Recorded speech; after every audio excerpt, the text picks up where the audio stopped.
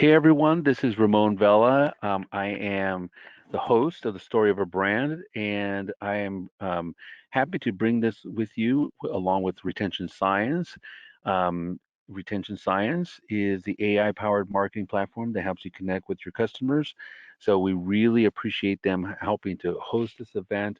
I have Tim Nybo, who is the founder of Vincero Watches, with us, and we're going to be discussing today what does COVID-19 mean for brands? So we're going to keep this as sort of a loose conversational style. We have an agenda that we're going to be touching upon. We're going to be talking about supply chain. We're going to be talking about operations, about marketing, about employees, and just the whole thing in general. We're going to get Tim's take on all of this, see what he's doing, see what he's looking at, see his thoughts on what's happening in the future. Obviously, no one has perfect answers. This is completely new and completely different than anything we've experienced before. So this is just hopefully something that will allow you to kind of get someone else's perspective who is in your shoes. If you're a founder, if you're working for a D2C brand, and so forth. So without further ado, Tim, welcome. Thank you very much for being on this webinar with us. Ramon, thanks for having me. I'm excited to dive in here. Obviously, this has affected us in a great deal through the entire spectrum of the business, so lots to chat about. Yeah, so well, why don't we get started? So essentially, what I'd like to do is we have some questions and some topics that we're already going to talk about, or we've kind of already discussed, you and I, in terms of what we're going to be dealing with. But if you don't mind, I'm going to love to open it up to questions. So any of the attendees right now, if you have any questions after Tim and I discuss a few things here and kind of go over a couple of different topics, we're going to open it up for questions. So if you have any questions, please do so right now. I'll be reviewing them in a second, and then we'll start answering some of those. So anything to do, you will see what we can. Again, there's no perfect answers to all this. So hopefully we can shed a little light and maybe some positivity before we end this broadcast as well. So for those of you guys who don't know Tim is the co-founder, as I mentioned, of Vincero Watches. I'm the host of the Story of a Brand. Both of us have, I think, in our own different ways, have approached this crisis, this whatever I guess we want to call it. It's surreal, really, and we were discussing that before we started the broadcast. In our own different ways, and so hopefully we can shed some light. Like I said, we're going to be talking about just the COVID-19 in general, supply chain, operations, marketing, etc. So, Tim, and we can kind of take this in lots of different directions and so forth. But you know, you and I had a conversation a few weeks ago about how this was affecting you guys, and you mentioned something about how, and from a supply chain standpoint, we were dealing with those issues around tariffs not that long ago, and then that kind of sort of ironed itself out, and then but still hadn't, really come back full force, and then we got hit with this virus, crisis. And you mentioned something I thought was really interesting. You said that at this point, what it's kind of baked in, like it's hard to make any changes at this point in terms of like where you're sourcing, your products and so forth, because pretty much everything is affected right now. So you mentioned it's just pretty much too late, right, to do anything about it. So I think we're all kind of there with you, but I guess my question to you is, given that there's no change and you got to just deal with what you got to deal with, like, what do you, I mean, there must be some strategy, some thoughts about either what you're doing now or what you think people should be doing in general around the D2C market. Yeah, so I think to start out, this has hit us in two different waves. So when COVID was ravaging China, that wasn't anticipated by us in our supply chain and the volume of orders that we had already placed. And so when things shut down, and for us, it was really less of a shutdown, it was just an extension of a Chinese New Year. So the shutdown, which we knew was going to happen and what happens every year out there, was really just extended. And so you plan for the shutdown around Chinese New Year, but if that gets doubled into, instead of a few weeks, a month and a half, then that does put a lot of stress on the supply chain. And so we hit a point where we were out of stock at, I think, 30 to 40% of the catalog. And that's kind of what I meant. When that happens, where our supply chain is and was located, if it hits that area, there's not much that we can do other than subsist with what we got until things start moving again. Thankfully, we are up and rolling out there again. We are receiving product. And so that has kind of started to work itself out. But then we're getting hit on the demand side right now, obviously with COVID hitting the rest of the country, which is the substantial part of our market. So pretty Hmm. interesting. Um, Yeah, go ahead. yeah, go ahead. Well, I was just going to say that, and that's kind of what I've seen. So I've been noticing two different sort of, I mean, obviously the demand component is huge for a lot of brands, or the lack of demand because of the shutdown of everything. Um, but I'm seeing two different sort of scenarios play out. I'm seeing where people have a certain amount of inventory, and either the demand is not moving that inventory, so it's obviously just sitting there. And then I see some scenarios where they have inventory, they are seeing some demand, but they're running out of inventory, or like they obviously see a point where they're going to be running out of inventory. So they're kind of, I mean, dealing with two different scenarios here. For you, for instance, you know, the demand component is the one, obviously the main issue that you're having right now. But any thoughts about, like, if brands out there are running out of inventory? I'm just curious because I know you're a creative person. I mean, what do you see out there? Like, for a brand that's running out of inventory, what is their options? I mean, from your perspective, what would you say were their options? I will say, so that's what I was saying. We dealt with that earlier in the year. Um, that's a much better situation to be in than being stacked with too much inventory, cash and financial resources locked up, and then demand gone. So especially retail, wholesalers, people that depend on that type of uh, transaction, they're in dire straits right now. If you have demand, you're running out of product, consider yourself lucky. That's a good position to be in. And you just gotta find ways to subsist. Um, like I said, from our experience, our factories are opening up, but that did affect us for a handful of months earlier in this year. But it is nowhere near the issue or the kind of boulder for on top of a business that zeroing out demand can have when you pair that with financial responsibilities. So when Hmm. you're talking about your staff, right? When you're talking about orders that are going to factories, this all has a systemic connection to it, to where if in certain, especially in our industry, so much of our industry is retail based. The big players, right? They're all wholesale or either their own retail shops for the most part. And so we've seen an effect on our supply chain already. So many of these factories depend on these partners making orders and to keep them afloat. And when all of their stores are shut down and the demand is shut down, the factories go out of business, and that has already started to happen.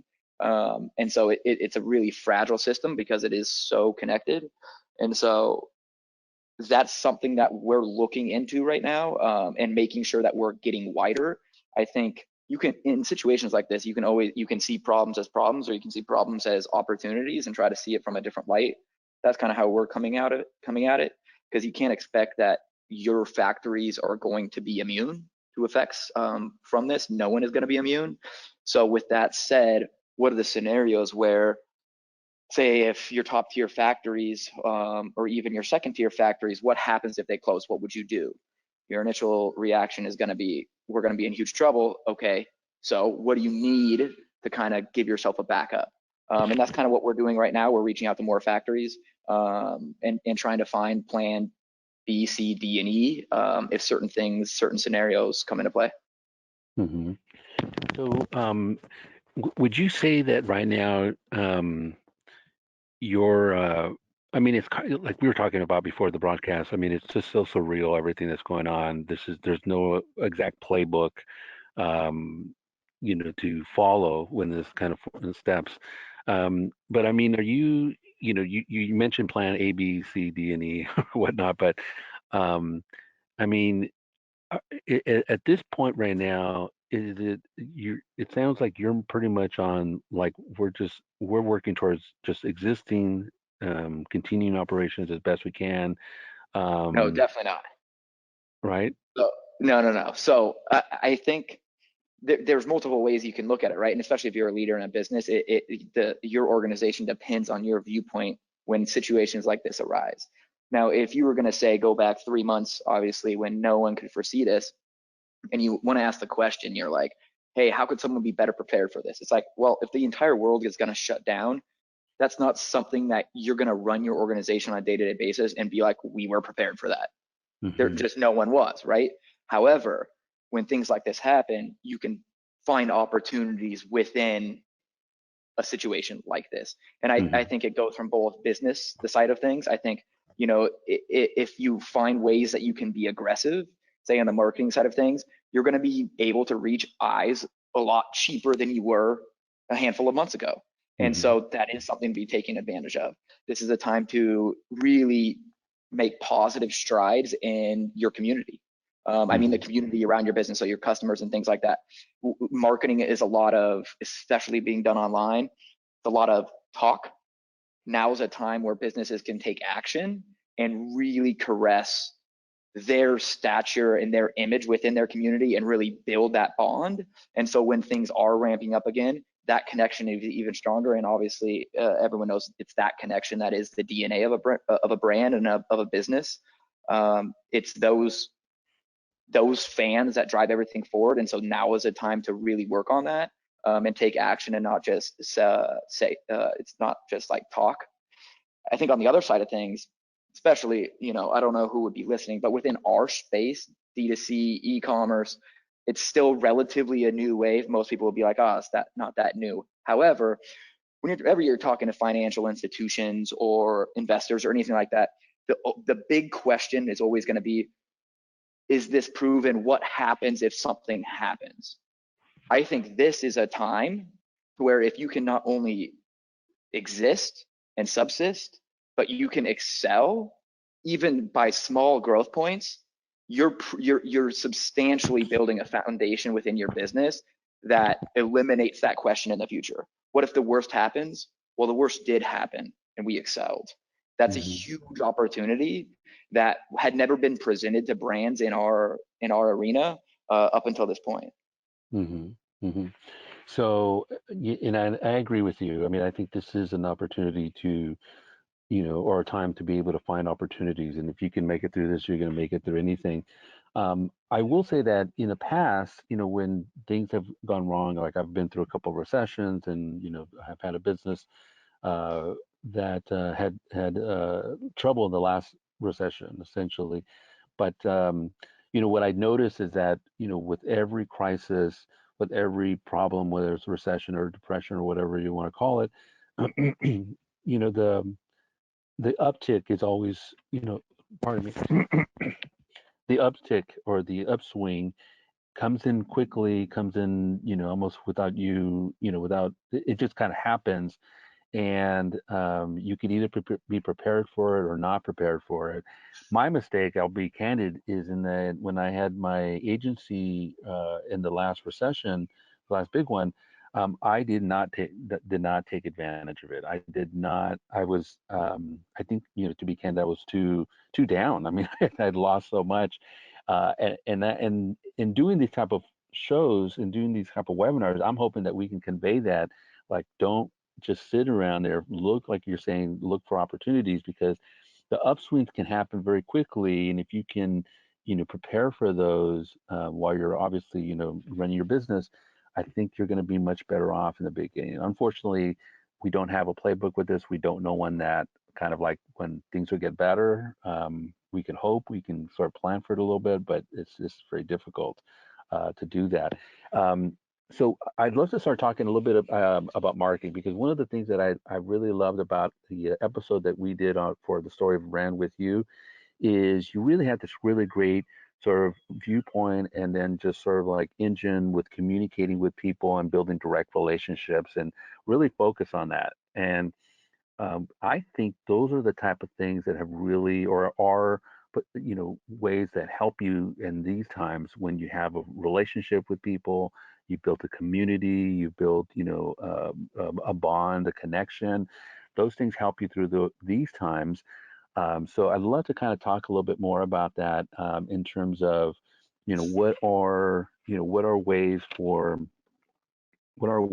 people to, communicate better in terms of marketing and sales, communication strategies. Can you dive into that a little bit more?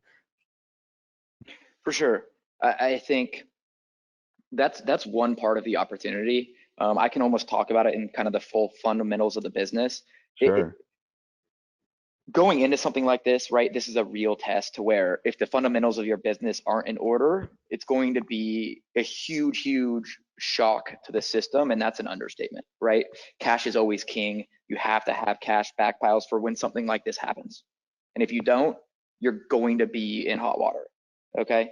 If you're way, over leveraged on some part of your business, you're going to be in hot water. If you're way overstocked on product, you're going to be in hot water.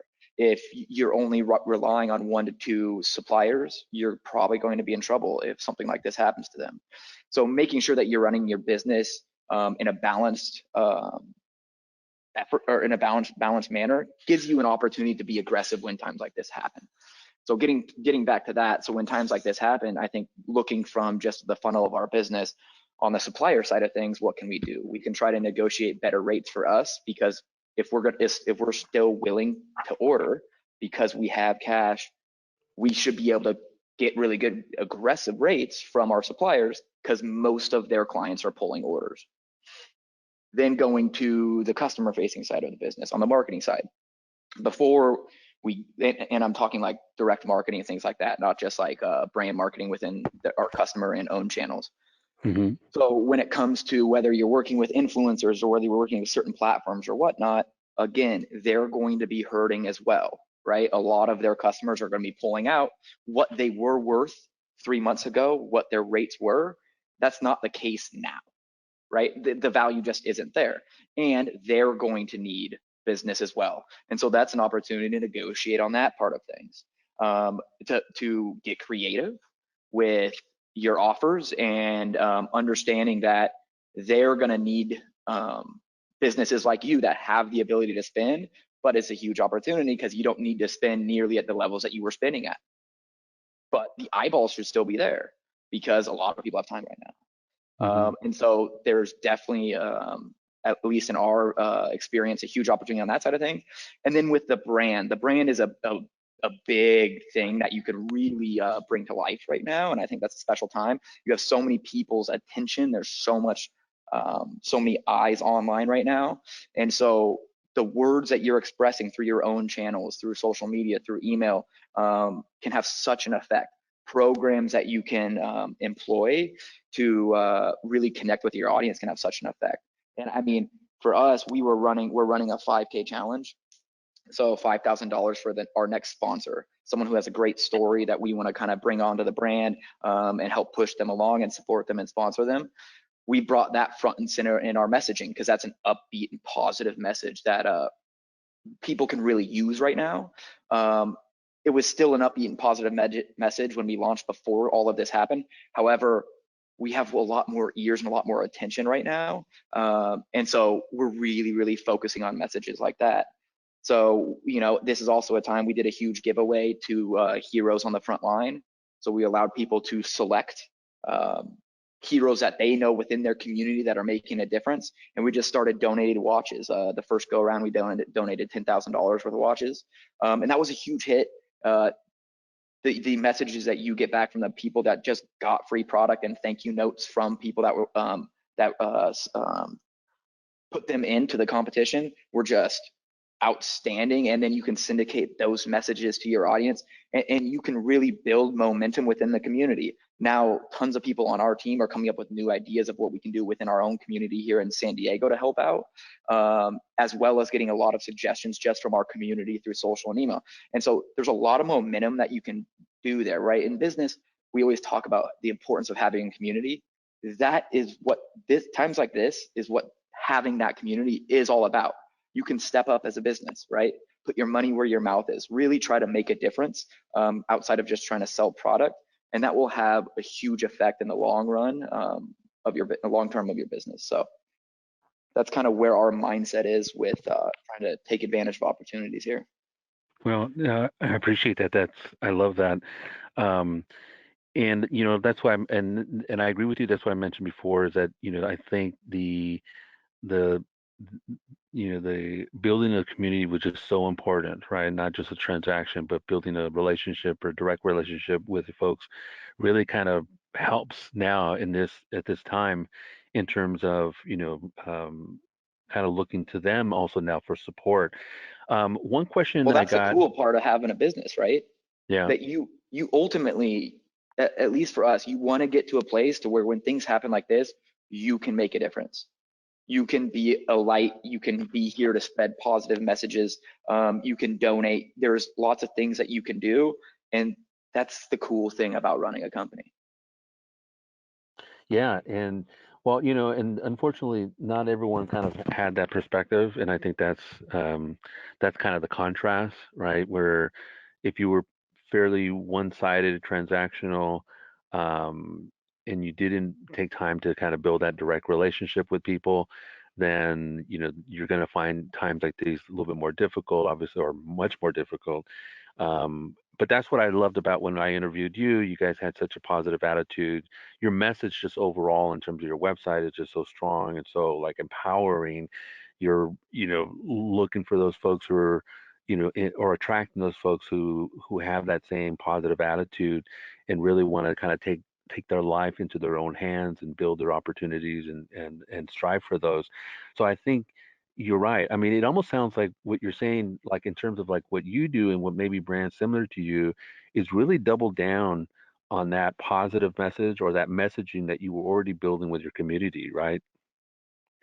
Yeah, for sure. Double down, be who you are still. That's why the community is there in the first place, but also find ways to do things, right? And not just talk. Find ways to get involved. Find ways to support your community. There's definitely people in your community that are struggling.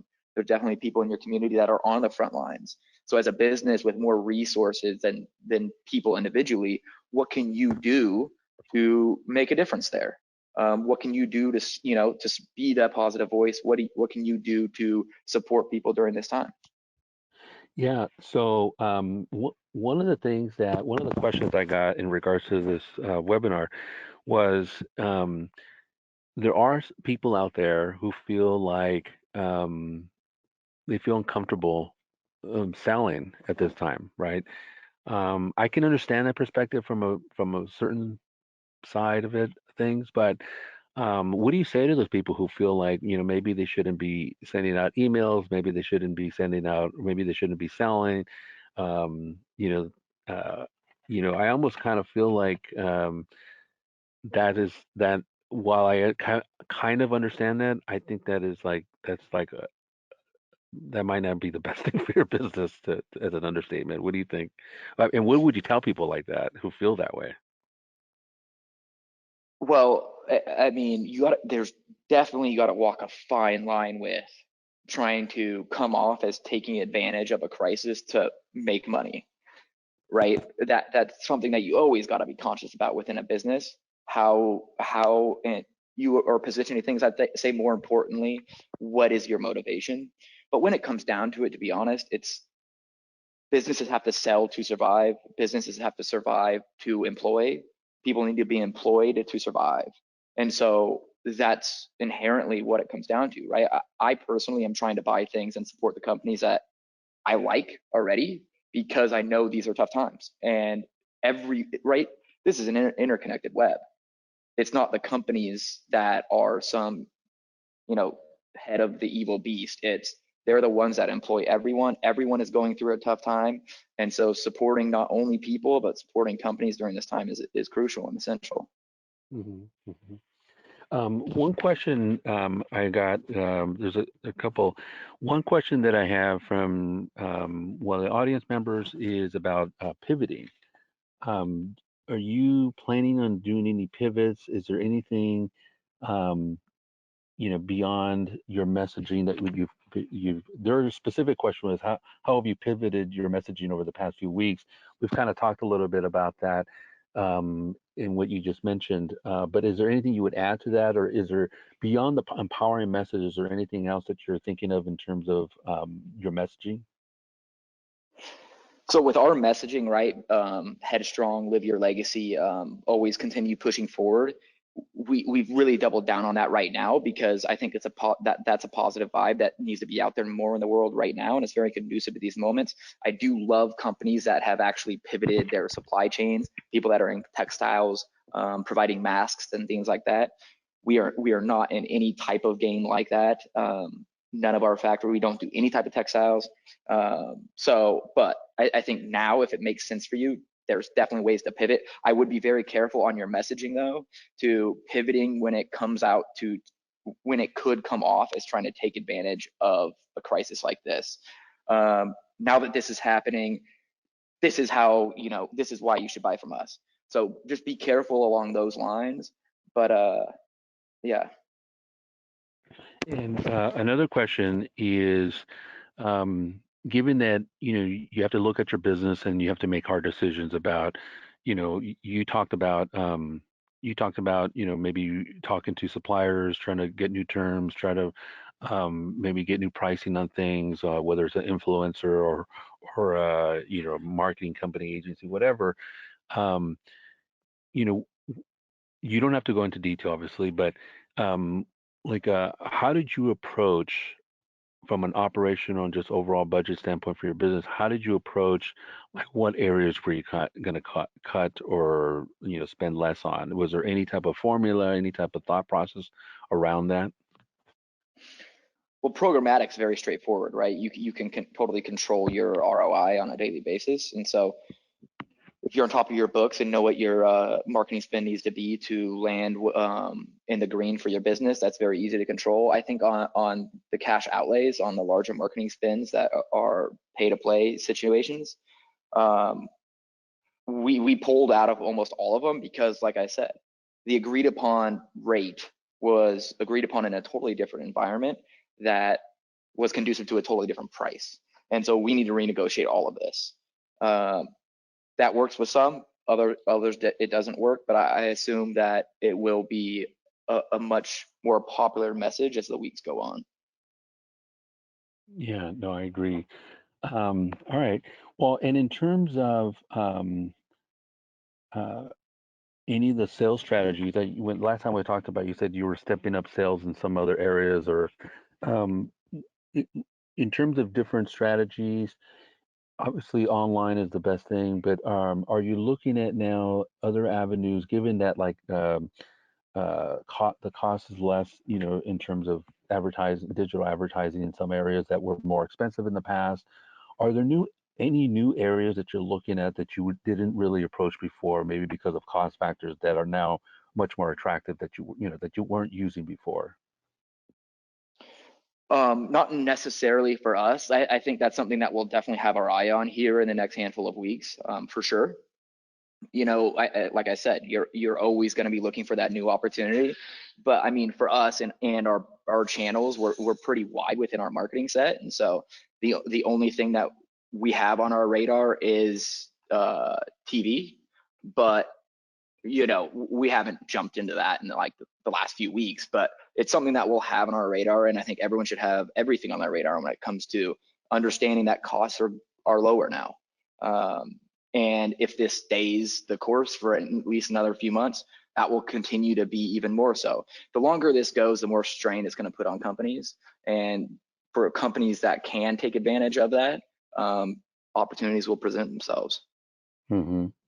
And another question is around retailers. So for those brands, other brands also that have retail partners like you, what has that looked like, and what strategies are you employing right now to kind of work around that? Yeah, that's tough. I feel for everyone who is, whether it is the restaurant and bar industry, whether it is retail and store owners or wholesalers that sell into retail. That is just insanely tough. just the floor dropped out. And so, I mean, for us, we've been able to transition almost all of our focus for Q2 on online demand generation. If you can, I would shift to all your focus in online demand generation, because that business is so hard hit. Obviously, if your doors are not open, it can't get worse. And so the only thing you can do is kind of do a 180 and look the other way and try to see what you can scrounge there. So my heart goes out to everyone in that industry, and online is the life raft right now. Mhm.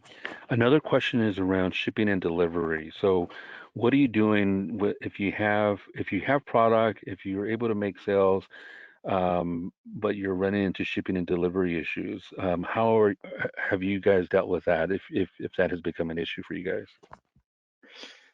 So that's been a huge point of conversation for us here. It hasn't happened to us yet, but something like that could happen. Now, we don't foresee the USPS and all of those being shut down, because people, especially in quarantine, they need to receive goods. The real concern for us is what happens to our local fulfillment partners if someone within those companies gets sick and a quarantine or a lockdown has to happen within the facility. For us, that will have a big effect. There's not much we can do. We do have multiple fulfillment partners, and so we'll just have to switch all of our fulfillment logic if something like that does happen. But they are on different coasts and in different countries, so the worst would be all of them being hit. But there's only so much that we can do other than hope and pray that that doesn't happen. Hmm. Yeah, no, I agree. I mean, that's the worst case scenario. So hopefully, we see things improve upon that, but we definitely need that. I mean, that's I basically will the say, life. if something like that does happen where we Uh-huh. just lose the ability to fulfill, we'll turn all of our orders to pre-orders, and have some type of messaging around, I hope you understand these are tough times for businesses. Um, Please continue to shop and support us during these tough times, and we'll make sure to get you the product as soon as you can. And I think a lot of people will, because it's just people are lending helping hands all over the place. It's very inspiring to see. So I think there's always something you can do, but obviously it will drastically affect you. Yeah. And I've seen some people start to sell like gift cards and things like that. What are your thoughts on those type of strategies? Yeah, for sure, right? Like my barber shop, they're closed, and they support all of those people in there, and there's not much you can do. That's why I think it is important just for everyone as citizens and people to support the places that you counted on in your normal day-to-day life, because they're at, you know, die just there's just between a rock and a hard split or a hard place, and there's not much they can do. So support where you can support for sure. Yeah. Another question is about just about updating, your environment, instituting new marketing strategies, et cetera. So I know we kind of touched upon that a second ago, but to your point about, vendors being more flexible and so forth, right at this point right now, would you say, hey, keep what you have, work with what you have right now, or do you think this is a good opportunity now to like maybe upgrade or maybe, get that that system that you were thinking about that you maybe was too costly before or whatnot? Um, this is probably, I think, from a vendor standpoint, but I mean, what are your thoughts on that? Yeah, I mean, that's the scenario is different for every single company, right? If you're going to outlay cash somewhere, is that the best way to outlay cash? I can't answer that for everyone. I think I know for us, right? There are certain programs that the company was working on. We're working to go climate neutral right now, and so in normal environments, say that was the fifth priority, and there is a large cash outlay there, well, that can turn into the second priority, and you can really get ahead of things that might have taken a lot longer previously. And Hmm. so that's also an opportunity, right? There's always something that you can do, or something that you can speed up, or places that you can put money that can kind of move your business forward and keep it making progress during times like these. And again, I think all of this stems from the mindset of the leaders of the organization, right? In my opinion, this can be an exciting time. Hopefully, it doesn't go on forever because being quarantined isn't that exciting. But especially within our industry, there was always this dark cloud over it. What happens to everyone within this industry when X happens? Well, X is happening. So if you can prove yourself now, if you could take steps forward, you answer the largest question and the biggest cloud over the head of the future of an organization like this, and you put it to rest, and you can actually prove it wrong. And so I think this is an exciting opportunity, an exciting time, and it's up to the leaders of organizations to instill that in the employees, to calm nerves there, and turn over every single rock, so to speak, to find opportunities where they may be lying. Yeah, no, I agree. So I do have another question, but it kind of related to the one I just asked you. So from a vendor perspective, because I think we have a couple of vendors who are on the line, um, for it, from having your founder hat on, and obviously knowing like you have to sell and other vendors have to sell, what recommendations would you give to vendors right now? I mean, obviously they've got to reach out to you. Like, I mean, I'm sure you get hundreds of calls all the time, but um, what do you want to see from vendors right now? Do you want to see business as usual? Do you want to see, I mean, like from a founder hat on, what are you looking for in terms of your vendors right now who are reaching out to you? Yeah, so on that side of things, right, it's always important, in my opinion, to see it from both sides of the field. So, for example, as a founder, my ultimate goal, first and foremost, is to protect my employees. So, if it comes down to it, I'm going to have to cut other places of my business before I want to cut that, if that makes sense. Now, there's Hmm. ways to work, right? Like, the crazy thing about this situation is the uncertainty that exists. No one knows when something like this will clear up, when things can go back to normal, and that is the scariest part about it. So I think willingness to work and understand a company like our situation, what type of vendor that might be. Some type of vendors, for example, if they are content producers or things like that, you can't produce a lot of content right now because everyone's on lockdown. That's a tough place to be. That doesn't mean we don't want to work with you in the future, but if it comes down to the employees versus keeping the vendor on, the choice is going to be extremely difficult. So working with us on a sabbatical, so to speak, to where we can just kind of furlough this and then we'll come back to it when things start picking back up, or readjusting rates and understanding that the rates that and the benefits we were seeing from your service at the time a few months ago, it just isn't aligned with what we're seeing now. And if things aren't changed, you're putting all of the stress of those changes and the risks on the client, and that can be unfair. And you'll probably see a lot of clients having to walk away. It's not because they want to or that they're mean. It's just the inherent situation that we're in, right? Um, that's what's going on. And so I think working with your clients, trying to find a middle ground, understanding that no one wants this to be happening, and that, try to work deals into place to where, hey, if when things do turn around, we'll be back, or let's revisit our fees. Um, Hmm. try to find a solution, because again, both people are in dire straits. Everyone's connected. Yeah, yeah, no, I agree. Yeah, and I think like you said at the beginning when you started this answering this question is about willingness to work together or willingness to work out a solution. I think everyone's got to be innovative. Everyone's got to be different. Uh, well, like they need to be creative in terms of like w- doing businesses because it's definitely not business as usual. Don Vangeloff, thank you, Don, for that question. He just wanted you to know there is a way to delay for incorporated fulfillment delay into the delivery capability and not to have to shift to pre-order. So thank you, Don. I appreciate that. He's from a great company called Phoenix Commerce. I appreciate your chiming in there. Um, Tim, I want to be respectful of your time. I thought this would be therapeutic to basically open it up, have you talk about your business. Obviously, we've recorded this and we'll send it along to folks. We'll email it out to our list. I will post it on LinkedIn and other places. and I'll also include this as one of our episodes on the story of a brand. But I appreciate your input. I know there's no simple answers to any of this, and there's no right or wrong answers to this. Really, we're just trying our best to hopefully be a little therapeutic here, offer some advice, and give you a perspective from a founder who's going through this as well. So, Tim, I appreciate you everything you've said and being on the show.